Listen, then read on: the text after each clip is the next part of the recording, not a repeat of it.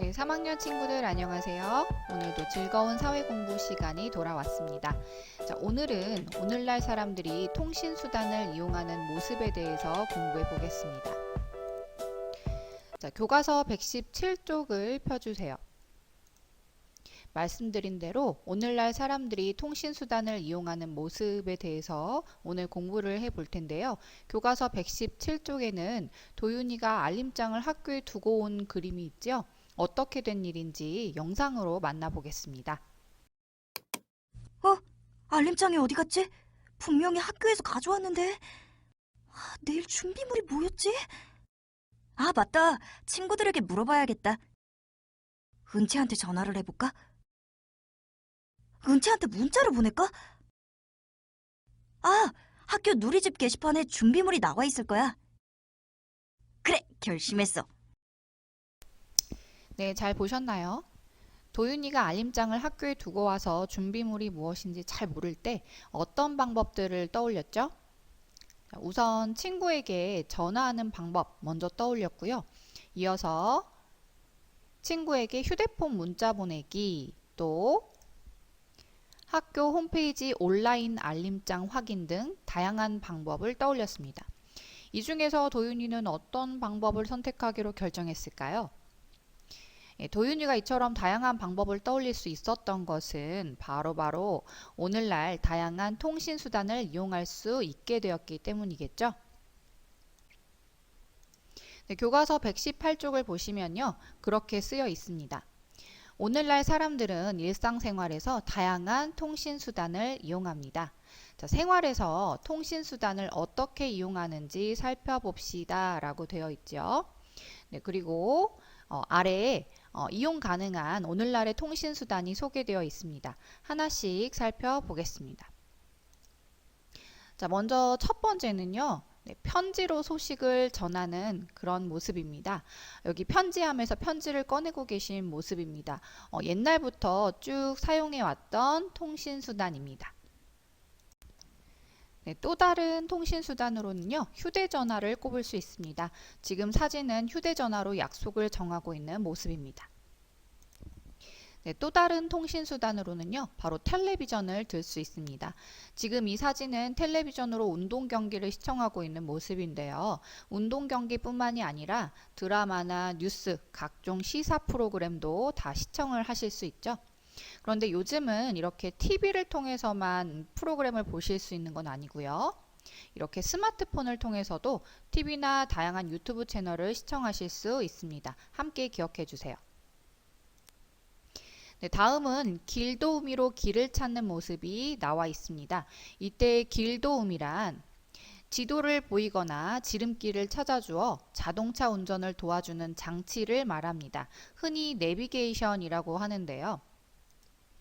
요즘에는 길도우미가 따로 이렇게 장치가 마련되어 있는 것이 아니라 스마트폰에 내비게이션 앱을 설치하면 길도우미를 바로 실행하실 수 있습니다. 다양한 내비게이션 앱이 마련되어 있죠.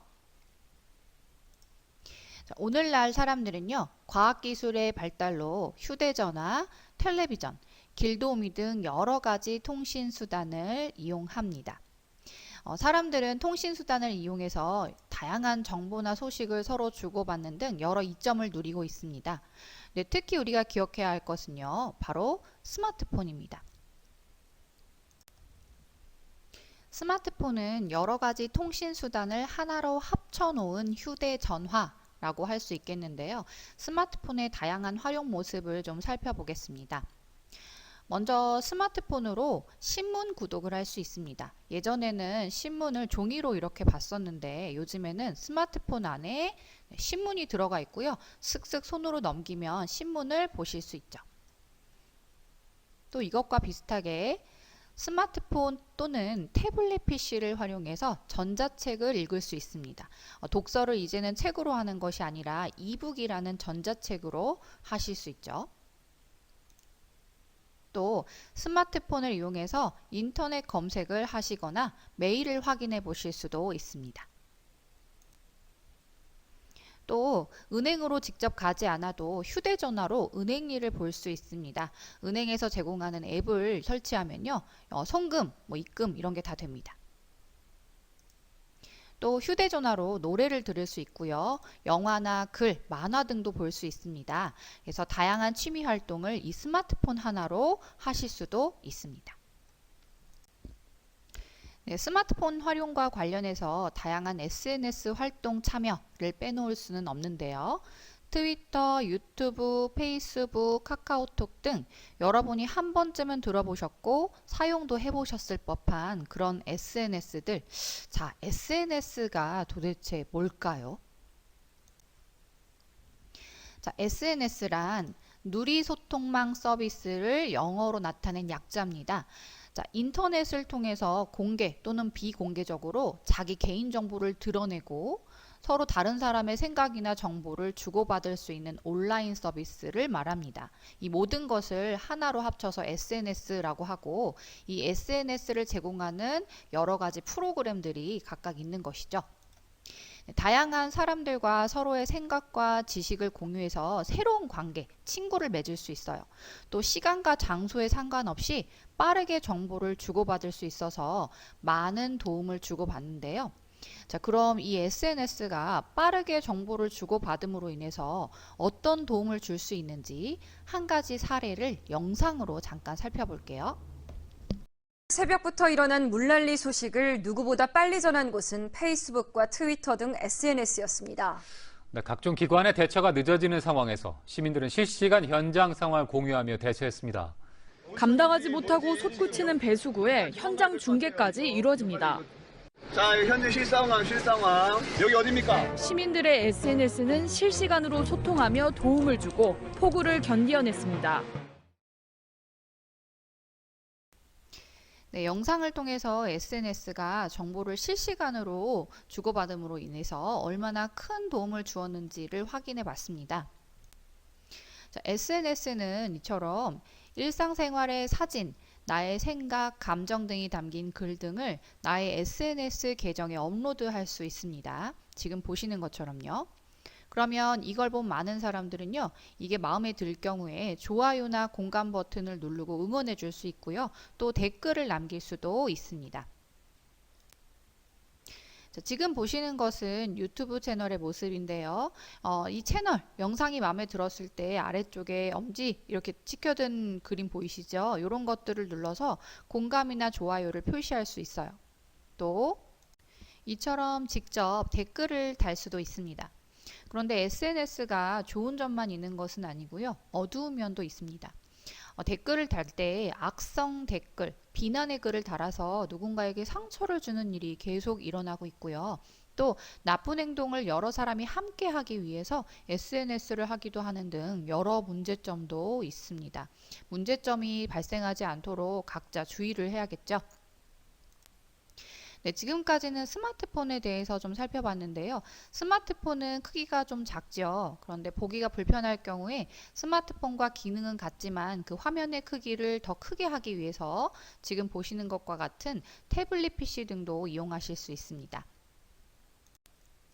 네, 또는 반대로 이번에는 스마트폰 화면이 너무 크다고 느껴지는 사람들을 위해서 스마트폰 화면의 크기보다도 작게 하고 또 간편하게 편리하게 소지하고 다닐 수 있도록 사진과 같은 스마트워치, 즉 손목시계형 스마트폰을 개발해 놓기도 했습니다. 스마트폰과 기능은 같지만 조금 더 간편해졌죠. 네, 이처럼 오늘날에는 여러 가지 다양한 통신 수단이 발달되어 있습니다. 네, 이번에는 교과서 119쪽을 펴주세요. 오늘날 사람들이 많이 이용하는 통신수단의 공통적인 특징에는 무엇이 있는지 알아봅니다. 우선 첫 번째 특징은요, 여러 사람에게 정보를 실시간으로 전달할 수 있다는 점입니다. 예전에는 아무리 새로운 소식이라도 사람들에게 곧바로 전달되지는 못했습니다. 그래서 한참 있다가 사람들이 소식을 전해 들었다고 하는데요. 오늘날에는 긴급한 뉴스, 방금 전에 벌어진 새로운 뉴스를 바로바로 많은 사람들에게 방송을 통해 전달할 수 있게 됐습니다. 오늘날 통신수단의 또 다른 특징은요, 바로 한 번에 정보를 많이 주고받을 수 있다는 것인데요. 한 번에 많은 정보를 주고받을 수 있는 한 가지 예로요. 많은 정보를 담아서 메일을 보낼 수 있다는 것을 들 수 있습니다. 자, 지금 이 화면은 메일 쓰기를 하면 보실 수 있는 그런 화면인데요. 여기 윗부분에 받는 사람이라고 되어 있는데 보이시죠? 여기 여러 명의 메일 주소를 한꺼번에 입력을 하시면 같은 메일을, 같은 정보를 동시에 여러 사람에게 보낼 수 있습니다.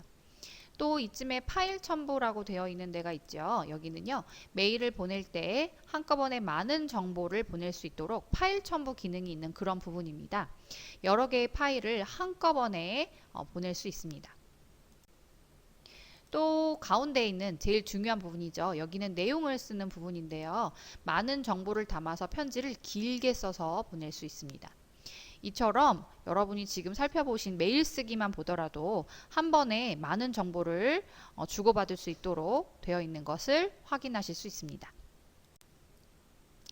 네, 다음은 세 번째 특징입니다. 이건요, 여러 사람과 동시에 연락할 수 있습니다 라고 되어 있습니다.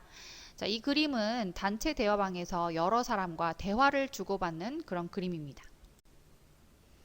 단체 대화방을 통해서 여러 사람이 이처럼 이야기를 나누고요. 심지어 중요한 토론이나 회의도 단체 대화방을 통해서 하기도 합니다. 최근에는 지금 보시는 것처럼 단체 화상 대화방을 통해서 여러 사람이 얼굴을 보면서 대화를 하기도 합니다. 50명까지도 대화를 할 수 있다고 하네요. 네, 마지막으로 통신기계 하나로 다양한 통신 방법을 이용할 수 있습니다 라고 쓰여 있는데요. 스마트폰, 태블릿 PC, 또 웨어러블 스마트워치 등 최근에 출시되는 통신수단은 모든 기능을 다 하나로 합친 그런 형태의 것입니다. 네, 이렇게 오늘날 많은 사람들이 이용하는 통신수단에 어떤 특징이 있는지를 간략히 살펴봤습니다. 이외에도 다른 특징이 있을 수 있으니까 여러분이 더 생각을 해주시면 좋을 것 같습니다. 네, 이렇게 오늘날 사람들이 통신수단을 이용하는 모습에 대한 공부를 모두 마쳤습니다. 마지막에 정리 퀴즈까지 꼭 풀어주시고요. 다음 시간에는 통신수단의 발달로 달라진 사람들의 생활 모습에 대해서 이어서 공부를 해보도록 하겠습니다. 다음 시간에 다시 만날게요.